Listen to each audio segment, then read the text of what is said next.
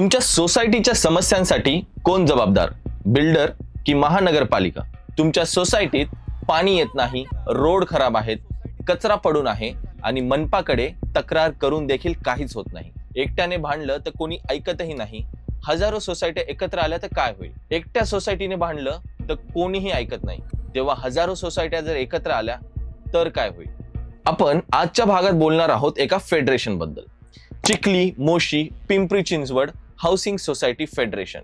याचं नक्की काय काम आहे, यांना कोणते चॅलेंजेस येतात आणि आम्हाला यातून काय फायदे होतात, हे सगळं आपण आज चर्चा करणार आहोत. सगळ्यात आधी समजून घेऊयात की फेडरेशन काय आहे. चिखली, मोशी, चरोळी आणि पिंपरी चिंचवड या भागातल्या सगळ्या हाऊसिंग सोसायटीज एकत्र आल्या आणि त्यातून एक फेडरेशन तयार झाली. 1 ऑक्टोबर 2021 रोजी ही संस्था अधिकृतपणे रजिस्टर झाली. इंद्रायणी परिसर सोशल सोसायटीज कायद्या अंतर्गत चिखली, मोशी, चरोळी हा भाग इंद्रायणी नदीच्या काठावर बसलेला आहे आणि आज इथे 200हून जास्त गृहनिर्माण संस्था रजिस्टर झालेल्या आहेत. तळेगाव, चाकण, विमाननगर, तळवडे आयटी पार्क, पुणे विमानतळ या सगळ्या महत्वाच्या भागांना जोडणारा हा एक रेसिडेन्शियल कॉरिडॉर आहे. म्हणजेच पुढच्या काळात हा भाग खूप वेगाने वाढणार आहे, हे नक्की. आणि जितका भाग वेगाने वाढतो तितक्याच वेगाने सोसायट्यांच्या समस्याही वाढत जातात. आता पाहूयात की ही फेडरेशन नेमकी काम काय करते.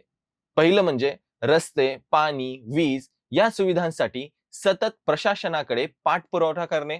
दुसरं म्हणजे सरकारने राखीव ठेवलेल्या जागा वेळेत पूर्ण होण्यासाठी त्यावर आवाज उठवणे. तिसरं म्हणजे सोसायटी तयार होताना बिल्डर कडून होणारी फसवणूक थांबवण्यासाठी कायदेशीर तरतुदींचा वापर करणे. आणि चौथं म्हणजे सगळ्यात महत्वाचं काम, स्वयंप्रेरित सदनिका धारक संस्कृती रुजवणे.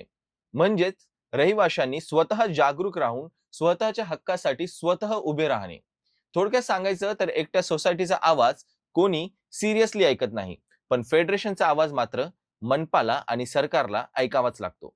हा खरा फरक आहे. आता वळूया चॅलेंजेस कडे. पहिला मोठा चॅलेंज म्हणजे प्राधिकरण बरखास्तीचा गोंधळ. पिंपरी चिंचवड नवनगर विकास प्राधिकरण बंद झाल्यावर तिथल्या सगळ्या मालमत्ता मनपाकडे वर्ग झाल्या, पण जुने किचकट नियम आणि ट्रान्सफर चार्जेस तेच लागू आहेत. रहिवाशांना नाहक त्रास यासाठी फेडरेशन थेट कमिशनर राजेश पाटील साहेबांसमोर मीटिंग घ्यायला लागली. दुसरा चॅलेंज एसटीपी म्हणजेच सीवेज ट्रीटमेंट प्लांटचा वाद. काही बिल्डरांनी नियम मोडून धड काम न करता एसटीपी बांधले आणि ते नीट चालत नाही. आणि जेव्हा एसटीपी नीट चालत नाही तेव्हा मनपा थेट सोसायटीतलं पाणी कट करते. चूक बिल्डरची आणि शिक्षा मात्र निष्पाप रहिवाशांना. फेडरेशनने यावर आवाज उचलत स्वतंत्र चौकशीची मागणी केली. आता तिसरा चॅलेंज म्हणजे ओला कचरा उचलण्याचा प्रश्न. मोठ्या सोसायट्यांमधून ओला कचरा उचलायला मनपा नकार देत होती. फेडरेशनने आक्रमक भूमिका घेतली तेव्हाच मुदतवाढ मिळाली. या मध्यस्थीत भाजपा शहराध्यक्ष महेश लांडगे यांनीही समोपचाराने तोडगा काढण्यासाठी सूचना दिली होती. चौथा चॅलेंज टॅक्स मधील असमानता. रेड झोन मधल्या मालमत्तांना मनपाने 50% सवलत दिली, पण जे प्रामाणिकपणे नियमित टॅक्स भरतात त्यांच्यासाठी मात्र काहीच सवलत नाही. हा भेदभाव फेडरेशनने थेट प्रशासनासमोर मांडला. आणि सगळ्यात मोठा चॅलेंज काय आहे माहितीये का? प्रशासनाला सतत आठवण करून द्यावी लागते, पाठपुरावा करावा लागतो आणि उत्तर मिळायला अनेक वेळा महिने आणि वर्ष देखील लागतात. आता सर्वात महत्वाचा प्रश्न म्हणजे या सगळ्यातून सामान्य नागरिकाला म्हणजेच तुम्हाला आम्हाला काय नक्की फायदा होतो? पहिली गोष्ट, एकटी सोसायटी मनपाकडे गेली तर तिची फाईल कुठेतरी पडून राहते, पण फेडरेशनच्या नावाने गेली की त्यावर मीटिंग लगेच होते, अगदी कमिशनर लेवलवर. दुसरं म्हणजे बिल्डरच्या फसवणुकीपासून कायदेशीर संरक्षण मिळतं.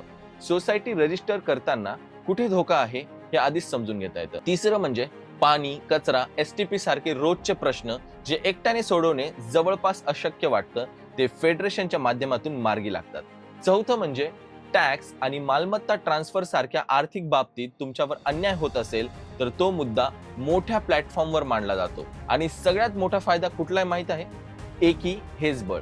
ही जी टॅगलाईन आहे ना, ती फक्त शब्द नाही तर ती वास्तव आहे. कारण एकत्र आल्यामुळे जो आवाज तयार होतो तोच खरा बदल घडून आणतो. तर मंडळी, एका सोसायटीच्या पातळीवर जे प्रश्न सुटत नाहीत ते फेडरेशनच्या पातळीवर मात्र सुटतात, कारण तिथे नंबर्स असतात आणि नंबर्स मध्ये खरी ताकद असते.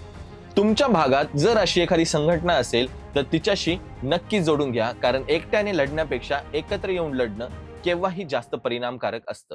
व्हिडिओ आवडला असेल तर लाईक करा, शेअर करा आणि चॅनलला सबस्क्राईब करायला विसरू नका. मी विशाल विठ्ठल, भेटूया पुढच्या भागात. तोपर्यंत काळजी घ्या. धन्यवाद.